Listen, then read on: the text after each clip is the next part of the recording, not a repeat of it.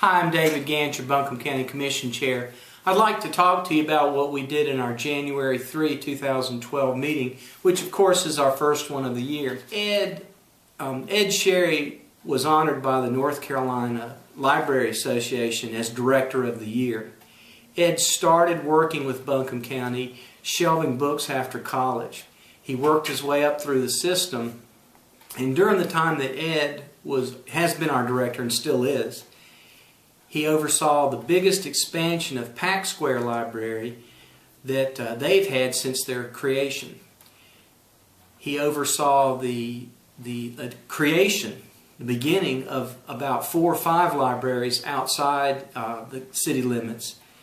And it's just been a wonderful director. It was a great honor for Buncombe County and specifically for Ed Sherry, so we're proud of him. We also heard a report on what the sheriff's office, Van Duncan, was here talking about what we're doing to reduce the jailing of people that don't need to be in prison. We have to have a Buncombe County jail, and we've got a great one. We've got one that complies with all the state and federal regulations. But there's a real tipping balance where you want to have the people that need to be in jail incarcerated, but the people with mental illness or substance abuse that is the reason for their problem, you want to get them treatment, and you don't necessarily want them to be in the jail. I trust Sheriff Duncan, I trust his staff, I trust the psychologist at RHA to screen some of these people and to look and see which ones need help more than they need prison. Nobody's in favor of letting criminals out, but when the sheriff and the counselors tell us that there's some people that are in there that jail really isn't going to do any good and it's just going to cost the county money, I say continue your program. We heard about the CIT program where officers are trained to recognize mental illness when they arrest people, and they get direct referrals even before they get put in jail at all. So we're trying to do things to be good stewards of the taxpayers' money with the jail. Jails are incredibly expensive to maintain. Back when I was first elected to the commission, the reports indicated we would need a new jail by this time. But what we've done, while keeping our community safe, we've pulled out the people who would normally go to jail that really need mental health. And we've given them the mental health through RHA and associated folks. We've kept them out of jail. We've freed the jails up for people that need to be in jail. And we've got all these different groups, the sheriff, the psychologist, the mental health, the substance abuse community. They're all working together to get people help. And that's really what it's all about. If jail is the help they need, we need to put them in jail. But if it's mental health problems, if it's substance abuse, we're trying to tackle the problem so they don't go back to jail. And so I was real happy to hear that report. We've done some wonderful things there. We learned that jail costs $107 a day. So every time we can keep somebody out of jail that doesn't need to be there, we're saving $107, and we're also probably saving money on the back end when they commit more crimes. So this is a great strategy. I'm all for that, and I'm glad that we're doing that. Captain Jeffrey Bowen was an officer with the Asheville Fire Department.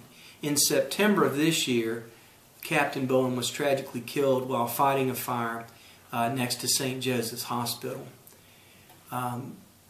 We mourn his loss. He was a wonderful guy. The more I learn about Captain Bowen, the more I think he's deserving of our honor and memorial. But we passed a resolution tonight to ask the Department of Transportation, which has the ultimate power to do or not do this, to rename the Smoky Park Bridge the Captain Jeff Bowen Bridge. We think it's a fitting tribute to a public servant that gave the ultimate price. And we're hoping they'll act on that. The next step will be the City of Asheville will pass a similar resolution, and then it will go to the Department of Transportation that I feel will pass a good resolution. Finally, we heard from the Economic Development Commission tonight. The Economic Development Commission is charged with creating jobs. And I think that's the most important thing our commission can do right now, is to find jobs and create jobs for people who want to work. We had a job fair a couple weeks ago that we had 84 employers. They had 1,500 jobs ready to go, and we had 3,000 people looking to get them. That's the kind of good matchup we need to do. We need to be part of that. Ben Teague with the Economic Development Commission and Chamber of Commerce told us how now the EDC, which of course Commissioner Bailey is chairman of, is strategically planning out how to more wisely market and go after jobs. As Commissioner Bailey said during the meeting, we've got some young people that get up every morning and work 24/7 to get jobs here. And that's what's going to take, folks. You know the economics are bad. You know a lot of people don't have jobs. And we're going to have to do everything in our power every day to try to get more jobs here so people have work to do. And we're going to do that. This board's pledged to do that. And the EDC and Commissioner Bailey in particular, as chairman of that group, is going to help move the ball down the road.